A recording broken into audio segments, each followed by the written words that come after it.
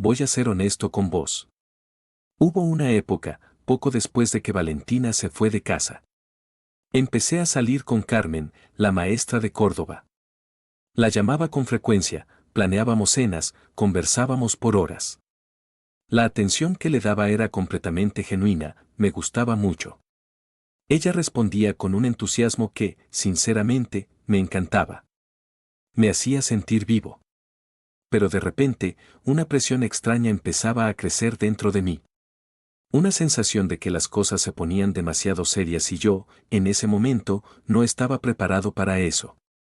Y en lugar de enfrentar mis propios miedos, en vez de decirle, mira, Carmen, no estoy listo para esto ahora mismo, empecé a estirar los tiempos entre nuestras llamadas. De repente, tenía mucho trabajo o muchos compromisos. O simplemente, no le respondía con la misma celeridad. En mi cabeza, creía que ella iba a entender la indirecta. Pensaba que así, evitábamos una conversación incómoda, dolorosa para los dos. Y así lo dejé. Dejé que la conexión se diluyera en ese silencio, un silencio que yo mismo creaba, consciente de lo que hacía. Es una confesión que nunca hice así de abierta a ninguna mujer. Lo que voy a contarte ahora, la mayoría de los hombres de mi generación jamás te lo va a admitir. Y seguramente, después de esas charlas interminables, de esos planes que parecían tan prometedores, de esa atención que te hacía sentir tan especial, de repente, sentías como todo eso se iba diluyendo. Paso a paso. Sin una pelea, sin una discusión, sin una sola palabra que explicara lo que estaba pasando. A lo mejor, te encontrabas revisando cada mensaje, cada recuerdo, buscando dónde habías fallado. Pensando qué dijiste o qué hiciste para que ese interés, tan evidente al principio, se enfriara de la noche a la mañana. Sentías la incertidumbre calando hondo. ¿Cuántas de ustedes se sintieron alguna vez como si estuvieran en una película a la que, de golpe, le cortaron la escena? Sin un final, sin una explicación. Como si ese capítulo de sus vidas simplemente se desvaneciera en el aire, sin dejar ni una nota. ¿Te pasó de interpretar esa distancia, ese silencio, como un castigo? Sintiendo que vos eras la que tenía que descifrar lo que él no era capaz de decir, como si te obligaran a leer la mente de alguien que no quería hablar. Yo lo sé muy bien, porque estuve de ese lado. Yo fui uno de esos hombres que, por miedo, por inmadurez o por simple incapacidad, elegía el silencio. Entiendo cómo piensan, cómo se justifican, porque yo me justifiqué de la misma manera. No te lo digo desde afuera, ni por lo que leí en libros. Te lo digo desde adentro de esa confusión. Y esta forma de actuar, la de alejarse en silencio cuando las cosas se ponían un poco más profundas, no surgió de la nada, ¿saben? A uno lo criaron así. En nuestra época, a los hombres se nos enseñaba a ser fuertes, a ser proveedores, a resolver los problemas sin chistar. Pero lo que nunca nos enseñaron fue a hablar de lo que sentíamos. La vulnerabilidad, mostrar las emociones, eso era visto como una debilidad. Las conversaciones sobre lo que nos pasaba por dentro, sobre los miedos o las dudas, se consideraban cosas de mujeres o directamente un drama que había que evitar. Recuerdo a mi viejo, un tipo brillante, que se comía el mundo con sus palabras, pero que a la hora de hablar de lo que sentía, se ponía una coraza. Un hombre elocuente en todo, menos en eso.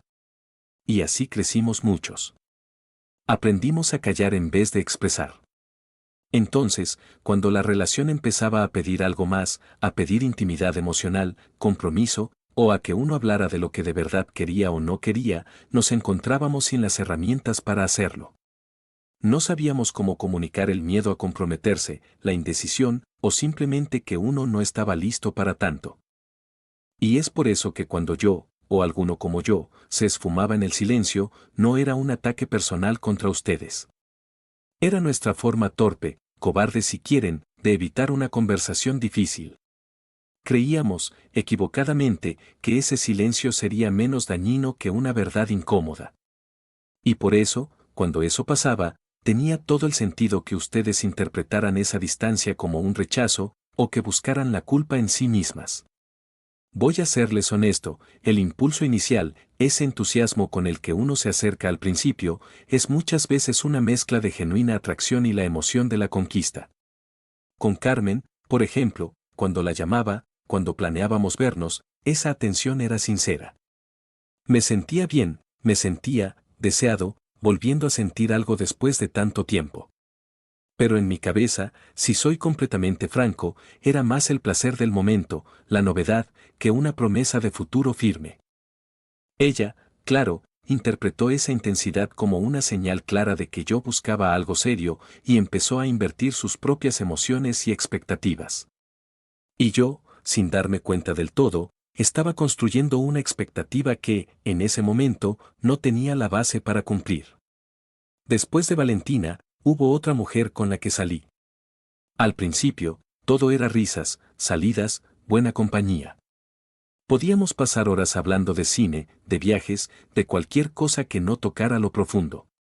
Y así, en esa superficialidad, yo me sentía cómodo. Pero llegó un día en que ella me miró y me preguntó qué buscaba yo en una relación, qué sentía por ella. Y en ese instante, sentí un nudo en la garganta. No sabía cómo responderle con la verdad sin que doliera, y ni siquiera sabía cómo procesar mis propios sentimientos, que eran confusos. Mi reacción fue casi un instinto, empecé a alejarme. Ella, naturalmente, debe haber pensado que había perdido el interés, o que tal vez había encontrado a otra persona, o que algo en ella me había apagado. Y la verdad es que, en ese momento, mi retirada no tenía nada que ver con ella, sino con mi propio miedo a esa intimidad que de repente empezaba a pedirse. Era mi debilidad, no la suya. Fuimos criados, y créanme, nos inculcaron, que los conflictos abiertos, sobre todo los emocionales, había que evitarlos a toda costa. Se nos decía que un hombre resolvía las cosas sin drama.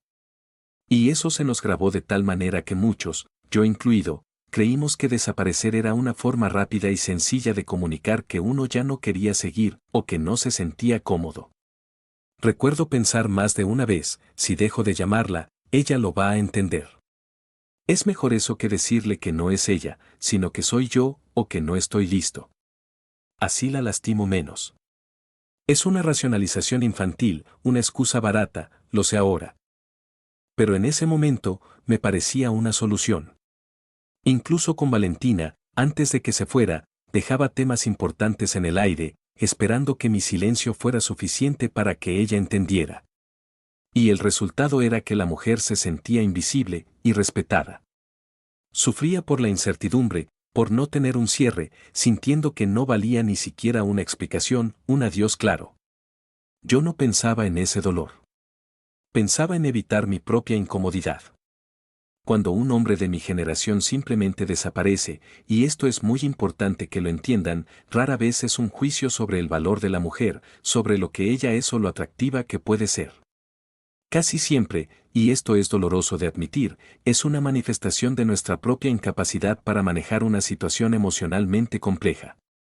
Es nuestra forma torpe de protegernos a nosotros mismos de la incomodidad, de la vulnerabilidad o de esa responsabilidad que empezamos a sentir que la relación nos exige. Era mi debilidad, mi falta de herramientas, no un defecto de la otra persona. La verdad es que, en el fondo, muchos de nosotros éramos como niños perdidos cuando se trataba de hablar de lo que sentíamos de verdad. Por eso, cuando una mujer se siente culpable, inadecuada, y empieza a buscar en sí misma las razones de ese abandono, la raíz del problema está en el otro. Estaba en mí. Lo que él hizo no es un veredicto sobre quién eres, sino un reflejo de quién era él en ese momento.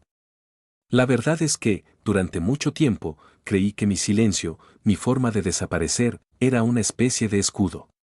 Un escudo para mí, sí, para no tener que enfrentar esas conversaciones incómodas, esos sentimientos que no sabía nombrar. Pero también, en el fondo, me decía que era un escudo para ustedes. Que era una forma de lastimar menos. Qué equivocado estaba. El verdadero golpe de realidad, el que me hizo darme cuenta del daño que ese silencio protector causaba, no fue una sola decisión, fue un proceso lento. Pero hubo un momento muy específico que lo cambió todo. Fue mucho después de Valentina, ya con Elena. Ella, con su forma de ser, con esa madurez que pocas veces encontré, empezó a confrontarme, no con reproches, sino con preguntas. Recuerdo una mañana. Habíamos pasado un fin de semana un poco distantes, por mi culpa, por mis viejos patrones de alejarme cuando sentía que las cosas se ponían demasiado cerca. Elena me miró, con esa calma que me desarmaba, y me dijo, Alejandro, a veces tu silencio dice más de lo que callas, y lo que dice me confunde. Si hay algo, dime. Si no hay nada, también dime. Esa simple frase, esas pocas palabras, me golpearon como una revelación. Entendí en ese instante que mi silencio protector, el que yo creía que evitaba el dolor, era en realidad una tortura para el otro. Era dejar a la otra persona en un laberinto de preguntas sin respuesta, sin un mapa, sin una pista. Era despojarla de la dignidad de una explicación. Y ahí decidí que, con Elena, iba a ser diferente. Me prometí que me forzaría a hablar, a ser incómodamente honesto. Incluso si me dolía a mí, incluso si dolía la verdad. Entendí que el respeto no estaba en evitar el conflicto, sino en enfrentarlo con la verdad, por más difícil que fuera. Con Elena, el final fue distinto, muy distinto. Aunque la decisión de no irme a Montevideo fue, sin duda, una de las más dolorosas que tomé en mi vida adulta, la forma en que lo hablamos fue una revelación. No hubo silencios, no hubo desapariciones, no hubo indirectas que ella tuviera que adivinar. Fue una conversación difícil, sí, con lágrimas y con el peso de la honestidad de ambos lados, pero fue una conversación real. Pude explicarle mis razones, mis miedos, las prioridades que me anclaban a Buenos Aires en ese momento. Y ella, a pesar del dolor, pudo escucharme y yo pude escuchar su propia pena. Aprendí ahí, por primera vez, que una verdad dolorosa, dicha con respeto y de frente, permite que el duelo sea un proceso limpio. No un duelo contaminado por la confusión o el resentimiento que deja el silencio.